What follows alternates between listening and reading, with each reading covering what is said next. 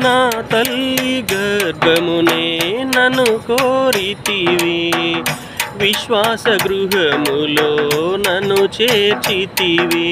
నా తల్లి గర్భమునే నన్ను కోరితివి, విశ్వాస గృహములో నన్ను చేర్చితివి. అమృత జలమైన నీ నోటి మాటలతో నిఖిల జగతికి నన్ను పంపినావు. ప్రకటింప నీ చరితం, నా జన్మ నిజ ఫలితం. ప్రకటింప నీ చరితం, నా జన్మ నిజ ఫలితం. నాలో ఏమి చూచి నీవు ఇంత ప్రేమ చూపినావు.